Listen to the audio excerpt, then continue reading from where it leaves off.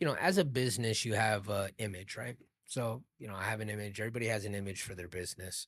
And sometimes when you sell older equipment or, older furniture, older electronics, sometimes you're a little nervous, because it's older, right? And so, um, you know, you're always hesitant for backlash, always hesitant for the buyer to um, buyers are used to having their hand held. So if the thing stops working in a month, you don't want the buyer coming in, banging down your door.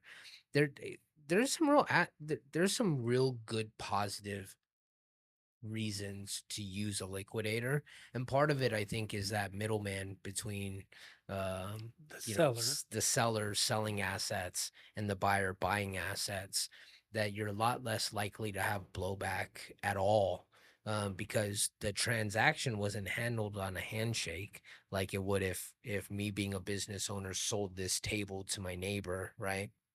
Going through a liquidator, there's terms and conditions from both the buy side and the sell side, protections that get put into that transaction that really protect the company when they go to sell their business assets. And I think, a lot of people don't realize that when they want to sell business equipment, they list it online and just, try to find a buyer and hustle it themselves. It's like you're doing that with the full weight of the law, and any possibility that can happen with that handshake neighbor transaction versus using a liquidator that literally puts terms in the sell side of it, puts terms in the buy side of it, and puts some real protections for everybody involved. So at the end of it, there is no blowback.